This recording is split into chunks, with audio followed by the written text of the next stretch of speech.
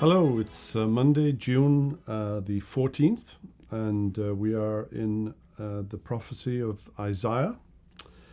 Today we're in chapter 34, and this is a tough chapter. It's a difficult chapter. It's a chapter basically about God's judgment, and I think that the prophet is viewing it from the perspective of events that are taking place in Isaiah's lifetime in judging the nations, but ultimately I think this is a depiction of hell, the day of judgment and the consequences of it. Tomorrow's chapter will be the opposite.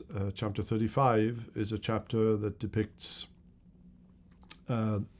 wonderful blessings and ultimately I think is a depiction of heaven, and is one of my most favorite chapters next to perhaps Romans 8 in the entire Bible. But here in chapter 34, we have extravagant language. Verse 2, the Lord is enraged against all the nations and furious against all their host.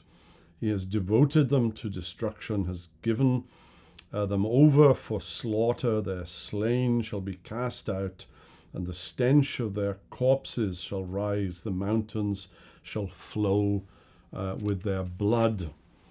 And in our progressive era, that depiction of God is, of course, altogether unacceptable.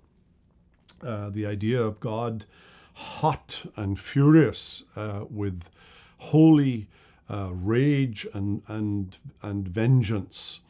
And for those who believe that God is love and everybody is going to be saved, chapters like this are incredibly difficult.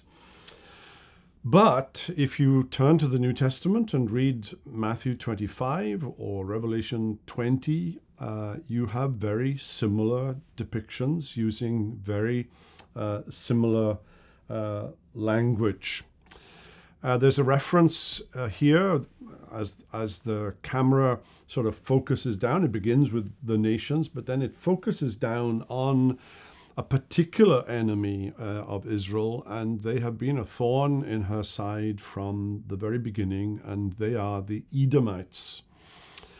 And the Edomites, who you remember when the Israelites in the Exodus were making their way to the Promised Land, they wanted to go through Edomite territory, even offering to pay the Edomites for water to drink, and the Edomites refused.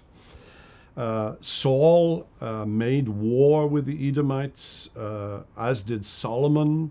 And at Jerusalem's collapse, the Edomites again showed their hostility towards the Israelites. The book of Obadiah, the prophet, is entirely devoted to words of retribution to the Edomites. They were sons of Saul, of Esau. They were sons of Esau, and technically, therefore, related to the Israelites. And they remain enemies of God's people throughout the course of the Old Testament.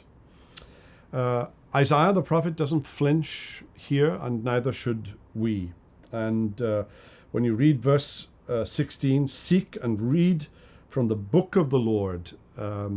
Read the Bible, and you will see that what he says here is consistent with what the Bible says elsewhere. Well, that's chapter 34, a terrible chapter, but every word of it is true.